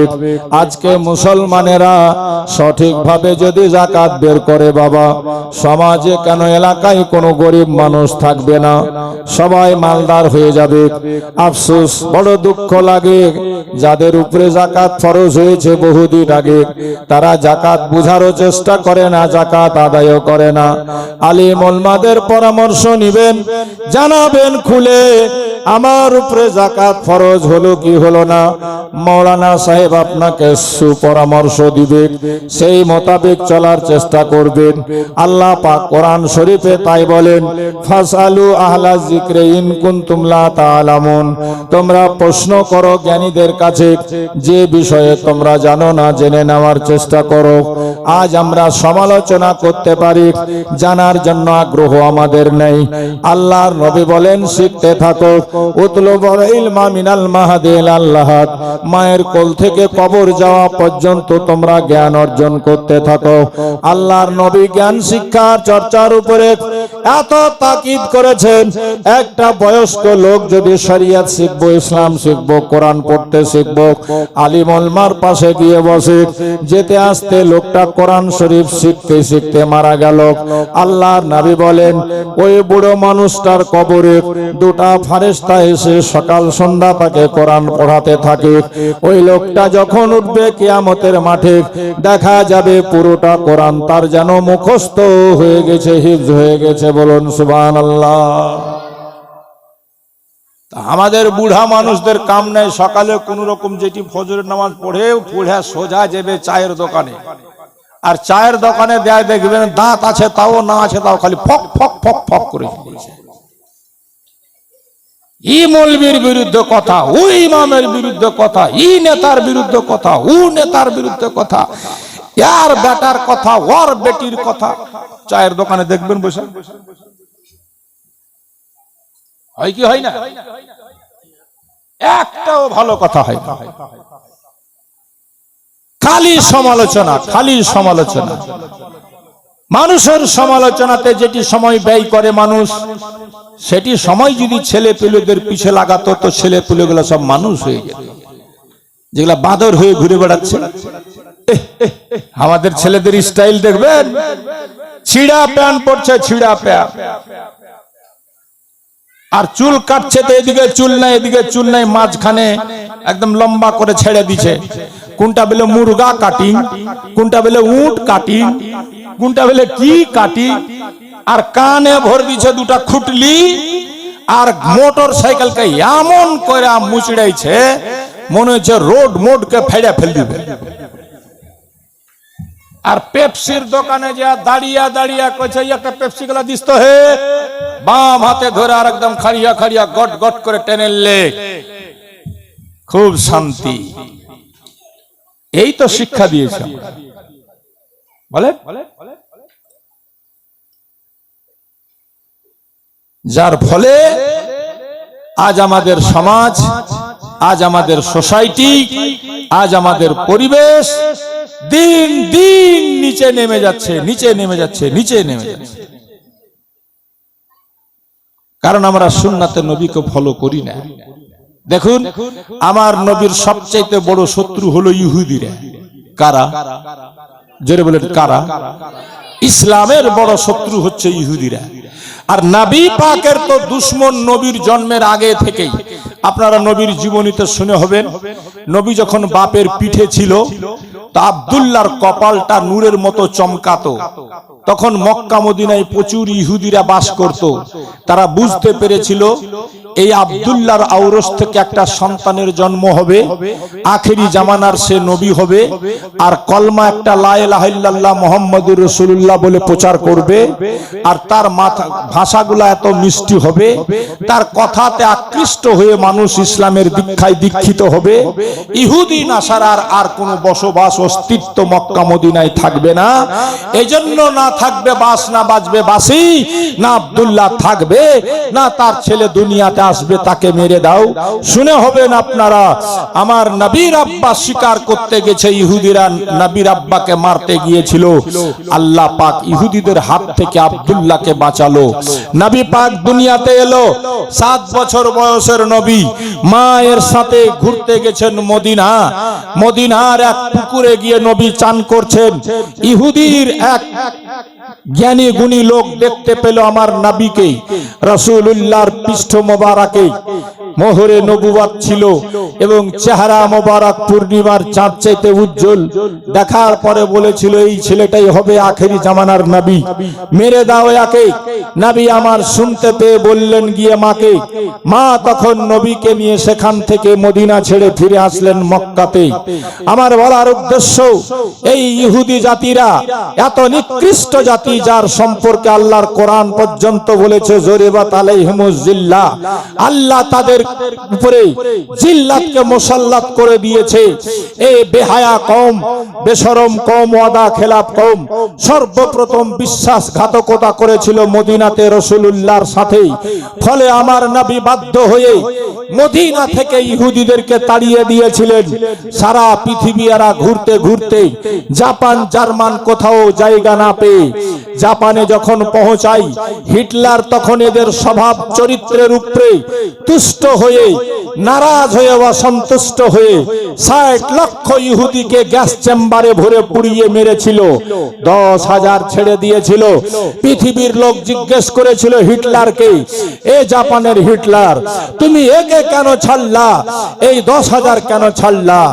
হিটলার বলেছিল, এই 10,000 ইহুদি ছাড়লাম এই জন্য আমার পরে যেন দুনিয়া অনুভব করতে পারে এরা কত নিকৃষ্ট হয়, এরা কত হারাম খোর হয়, এরা কত বড় গাদ্দার হয়, দুনিয়ার মানুষ যেন এটিকে দেখে বুঝতে পারে। আজকে দুনিয়া বুঝছে, দুনিয়া দেখছে। সেই ইহুদি যাদেরকে কেউ জায়গা দিচ্ছিল না, ফিলিস্তিনের মুসলমানরা তাদেরকে জায়গা দিল। আমেরিকা ব্রিটেন চক্রান্ত করে মুসলিম দেশে বসালো, তারা আশ্রয় দিল, আর আজকে তাদেরকে নিশ্চিহ্ন করে যাচ্ছে। 60 থেকে 70 হাজার লোককে মেরে দিল, শিশু থেকে আর ছোট্ট থেকে বড় পর্যন্ত। এই বেরাদার, এই ইহুদিরা গোড়াগড়ি থেকে ইসলামের এবং আমার নবীর শত্রু হলেও আমার নবী পাকের দুটা থিওরিকে তারা নিয়ে নিয়েছে। এক, আমার নবী বলেছেন তুমি নিজে শিক্ষিত হও, বাল বাচ্চাকে শিক্ষিত বানাও, আর শিক্ষিত হতে গিয়ে দূর সফর করতে হয় তারও তোমরা করো। ইহুদিরা বাচ্চাকে কিছু না করলে শিক্ষিত বানিয়েছে। জি হ্যাঁ, আজকে আমার আপনার ছেলে দেখবেন একটা গেম খেলে যার নাম পাবজি, যে গেম খেলাটা সরাসরি হারাম। এই গেমটা তৈরি করেছে ইহুদিরা, 9 বছরের বাচ্চা। যে গেমটা আমার আপনার ছেলে খেলে, ইহুদিরা ইনকাম পাই, আমরা পেপসি খাই, ইহুদিরা ইনকাম পাই, আমরা লাখ সাবান ব্যবহার করি, ইহুদিরা তার ইনকাম পাই, সেই ইনকাম দিয়ে মুসলমানকে মারছে। নারে তাকবীর, নারে রিসালাত, পীর কা দামন, आले नबी का दामन, औलादे नबी का दामन, शहनशाह सिमनानो किछोछा, नारे तकबीर, नारे रिसालत, हुजूर ताजुल औलिया, औलादे गौसे आजम, औलादे गौसे आजम, शहजादे हुजूर अशरफुल औलिया, नारे तकबीर, नारे रिसालत, पीर का दामन, आले नबी का दामन। এবার আপনারা কেউ কোথাও আর থাকবেন না, সবাই সামনের দিকে চলে আসেন। জিনার অপেক্ষায় আমরা তখন বসেছিলাম, সরকার চলে এসেছেন। আমি আর কথা লম্বা করব না, আপনারা কাছে এসে বসার চেষ্টা করেন।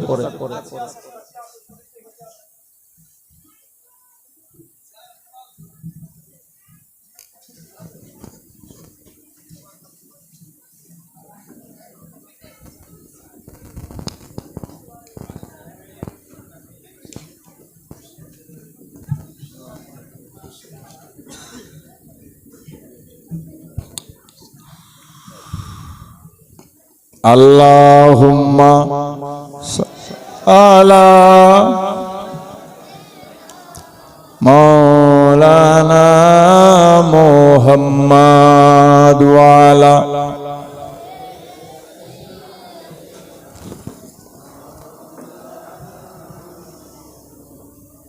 বাস ব্রাদার, আজকে প্রথম হুজুরকে দেখছেন এমন কথা নয়, প্রায় 40 বছর হতে চললো উনার ওই বাংলার মাটিতে পা রাখা। সবাই দেখছেন, সবাই ভালো করে জানছেন। আর আপনাদের গ্রামে আসার জন্য উনি ওয়াদা করেছিলেন, তাই আজকে মুম্বাই থেকে সরাসরি সফর করে আপনাদের মাঝে এসে হাজির হয়েছেন।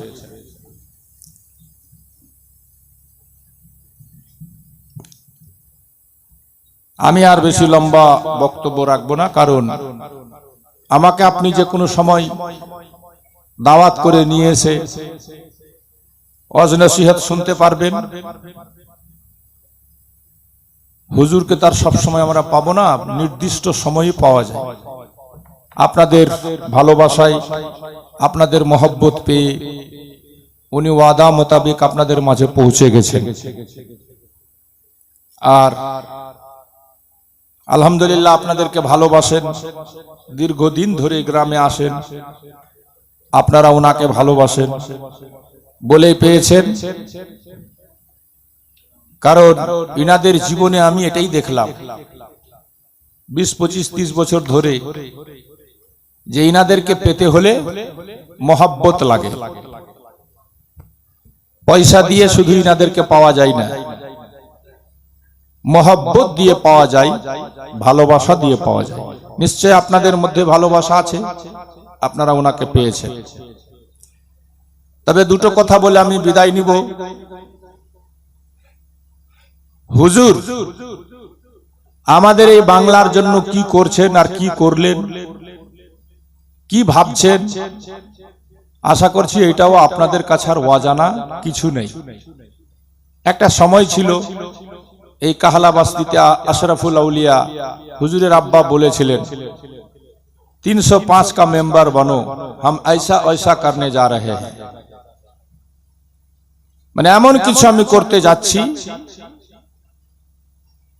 কারণ উনি অনুভব করেছিলেন যে বাংলার মানুষের মধ্যে মহব্বত আছে, আকীদাত আছে, ভালোবাসা আছে, নেই শুধু শিক্ষা।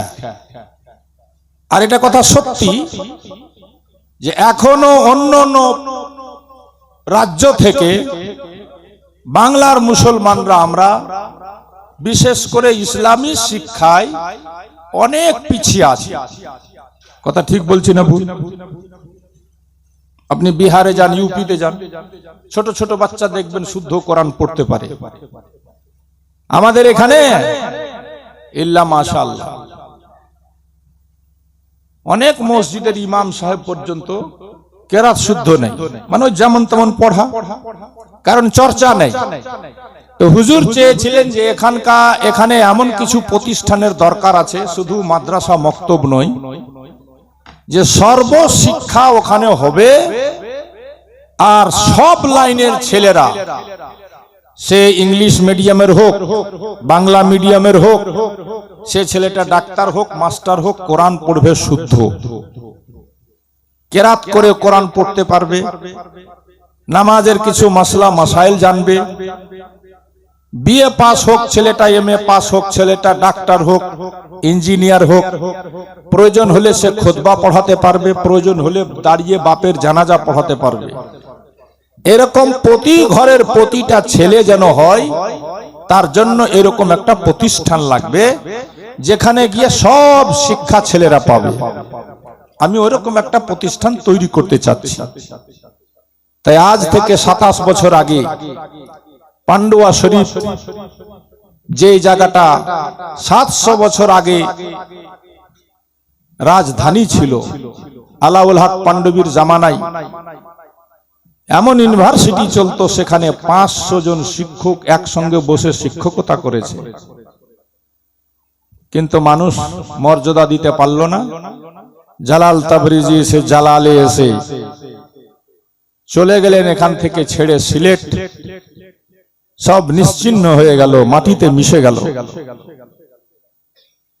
আবার আলাউল হক পাণ্ডবীর দরবারে আসতে আসতে আসতে আসতে, কারণ পান্ডুয়া শরীফ আর পিরানা পীরের সঙ্গে সম্পর্ক হুজুরদের মখদুম আশরাফ জাহাঙ্গীর সিমনানি থেকে প্রায় 700 বছর ধরে এই দরবারে উনাদের আসা যাওয়া।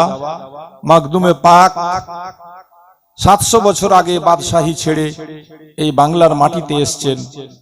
তো হুজুরদের বংশ পরম্পরা হিসাবে বাপ দাদা পরদাদা আসা যাওয়া লেগেই ছিল। আশরাফুল আউলিয়ার উপরে আলাউল হক পাণ্ডবীর নিগাহে কারাম হলো। আশরাফুল আউলিয়া সেখান থেকে ইশারা পেলেন, তাই উনি চাইলেন আবার 700 বছর আগেকার ইতিহাসকে দোহরাতে। বলে 27 বছর আগে মখদুম আশরাফ মিশনের ভিত্তি স্থাপন করলেন। এই বলে যে এখান থেকে ছেলেরা বাংলাও পড়বে, ইংরেজি পড়বে, আরবি পড়বে, আলিম হবে, মৌলানা হবে, ডাক্তার হবে, ইঞ্জিনিয়ার হবে। তো সবাই অবাক হচ্ছিল। কিন্তু আজ আলহামদুলিল্লাহ মাত্র 27টা বছরে দেখছে যে আল্লাহর ওলির কারামত কাকে বলে। হুজুর আশরাফুল আউলিয়া বিসমিল্লাহ করে ভিত্তি স্থাপন করে কয়েকটা ঘর তৈরি করে চলে গেলেন। সম্পূর্ণ নকশা ছক হুজুর তাজুল আউলিয়াকে দিয়ে গেলেন। হুজুর তাজুল আউলিয়া বাপের এই স্বপ্নকে পূর্ণ করতে গোটা ভারতবর্ষ ঘুরে লাস্ট অবধি দেখলেন এটাকে কামিয়াব করতে হলে নিজেও কুরবানি দিতে হবে। তাই আপনি কছোছা শরীফ গেলে দেখতে পাবেন বাপ দাদার পৈতৃক সম্পত্তি যেটা ওনারা পেয়েছিলেন সেই জায়গাটাকে বাড়ির সবার সঙ্গে পরামর্শ করে প্রায় অনেকটাই জায়গা, যার কোটি কোটি টাকার দাম, 4 তলা বিল্ডিং সেখানে বানিয়ে খানকা রূপে সম্পূর্ণ জায়গাটা হুজুর সর্বপ্রথম তার ইনকাম, তার আমদানি যেন মখদুম মিশনে লাগে বলে সম্পূর্ণ জায়গাটাকেই দান করে দিয়েছেন, বিল্ডিং সহ পান্ডুয়া মিশনকে। বলুন সুবহানাল্লাহ, আল্লাহু আকবার, ইয়া রাসূলুল্লাহ, ইয়া আলী জিন্দাবাদ, জিন্দাবাদ। বন্ধুগণ ভাইরা আমার, আজকে ওই বিল্ডিং এর ইনকামে আলহামদুলিল্লাহ আরেকটা জায়গা কছোছা শরীফের মাটিতে কিনে সেখানেও 3 তলা বিল্ডিং তৈরি হয়ে গেল খানকা রূপে। সারা বছর ওখানে লোক আসে থাকে, কারণ মখদুম বাবার দরবারটা এমনই দরবার যে ওখানে 12 মাস আপনি ভিড় পাবেন। রুগী নিয়ে লোক আসে, ভাড়াতে থাকে। হাজারোটা বিল্ডিং আছে, তবুও অভাব হয়ে যায় জায়গা। তার একটা বিল্ডিং তৈরি হয়েছে ওই পয়সা দিয়ে, ওর চাইতে বড় জায়গা কিনে, ওটাও সম্পূর্ণ পান্ডুয়া মিশনের জন্য।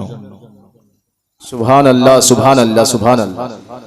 হুজুর চাইলে নিজের ছেলে মেয়ের জন্য করতে পারতেন। কছোছা শরীফে এখনো তেমন কিছু না, বাপের তৈরি করা সেই বাড়িটা, ওটাই রিপেয়ার সিপিয়ার করছেন, চলছেন।